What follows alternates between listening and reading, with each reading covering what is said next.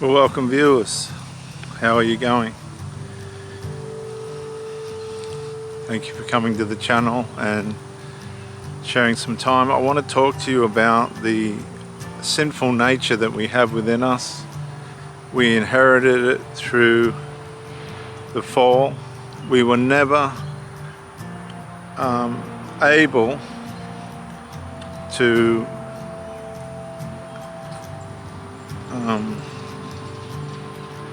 dodge this situation that we've been put in. Once you are born, you're born with a bend toward evil, whether you want to accept that or not. And all have sinned and fall short of the glory of God. Now, sin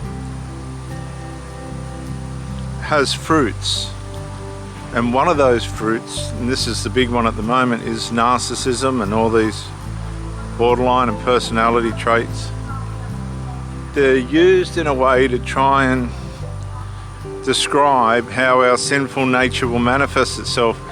They're recently starting to say that people can swap between these traits, but what they're really saying is the cunningness of our sinful nature will change itself. It chameleonizes, it changes, it morphs into different ways in which it wants to act to keep us individualized, but not individualized as in a healthy way.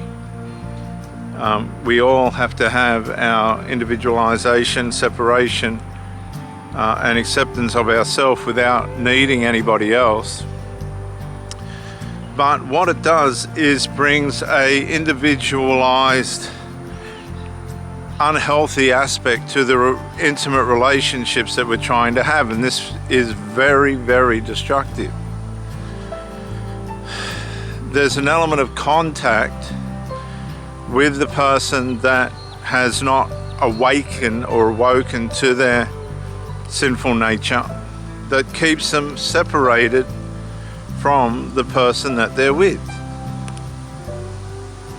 And the other person picks up on this, and the next thing you know, it's described as narcissism, which is fair enough. That's one way of putting it. And it causes frustration, trauma, but it also comes along with all its other aspects like deviancy, somatic behavior, economic behavior, communal behavior, sociological behavior. The carnal nature, the sinful nature that we have, the old man, the Adamic nature that dwells within us, is the master of evil. And this evil will manifest itself through us with the people that we meet. And what happens is, and they've got it right, they got it so right, because I've done this. You meet somebody, you want them, you have intimacy with them, and the next thing, that want wears off. Like if you're hungry and you have a plate of food, all of a sudden you're not hungry, you don't want that food anymore, you've had enough, you push the plate across the table. This is what these people do.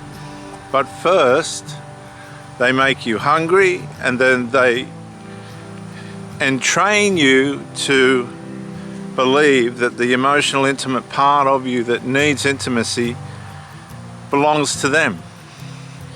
They belong to you, but they never truly or fully join to you in a way in which there's going to be healthiness out of the relationship. You'll find that there'll be good times, and you'll become reliant on that person for how you feel and all this other stuff, and they'll show up, but they'll always return like Dracula back to their coffin, and you'll be left on the outside until the sun goes down and Dracula comes back out to play. And I say this on a male and female spectrum. If you're dealing with a male, then that's your spectrum.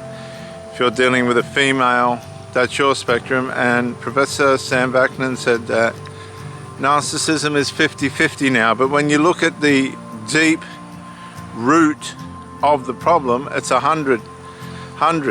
Everybody's got it, not one or the other. It's just other people are able, different people have different levels in which they can resist the temptations of their sinful, evil nature.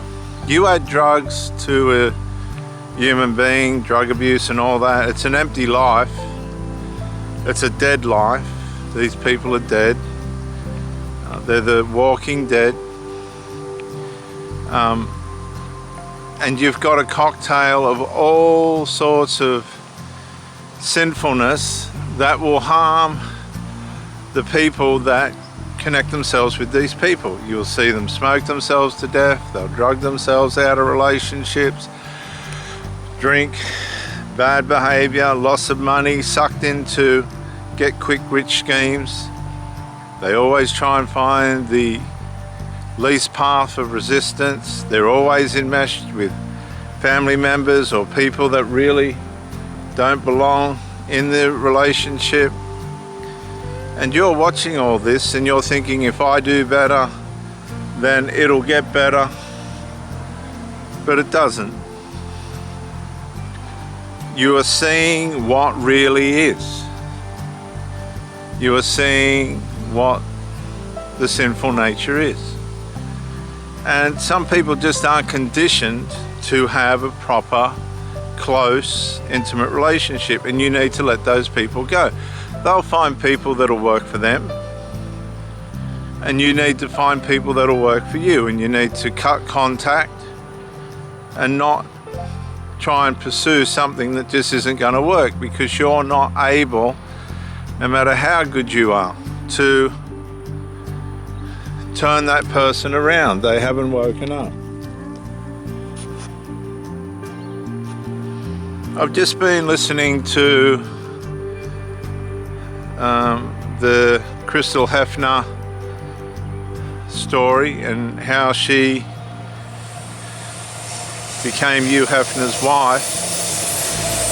And one of the things that I have learnt from this, and all of the women that were caught up in the new Hugh Hefner cult or fantasy, as it were, was that they were hypergamous. They don't know why they went into this place, apparently, what drew them to it, because he was a creepy old man, pervert, and so are all his friends, apparently. I can tell them why. Hypergamy. They went with the best offer. And this too is a way of bringing harm to yourself. They all ended up needing therapy. Some of them will never get over it. Some of them died. Because when you play with evil, you will reap the consequences of that. They bought into the Hefner fantasy. The fantasy wasn't a dream, it was a nightmare. When they awoke to that nightmare, it all come out. Hugh Hefner asked Crystal Hefner to only say good things about him, and she's broken that promise. She's come out in her book, Only Say Good Things by Crystal Hefner. I recommend you read it, and exposed the whole thing for what it was. If you're in a relationship with somebody that's just not bonding to you the right way, they might be withholding time with you or affection with you, or taking money from you, or giving drugs to you, all these things that these creepy, manipulative, sinful people do. See, sinful covers all spectrums of personality disorder, because it's all sinful, and you'll hear them say it was evil. Yes, it was. The sinful nature is evil.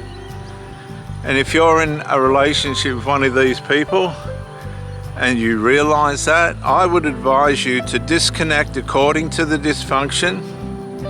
Don't try harder, because that's only going to make them worse. Disconnect according to the dysfunction, and if the dysfunction continues, then you'll fully end up in a disconnected situation where you'll be able to close the relationship, walk away with little trauma as possible, go no contact, leave those people alone. You don't belong there and they don't need you there. Recover and get on with the life that you're supposed to live.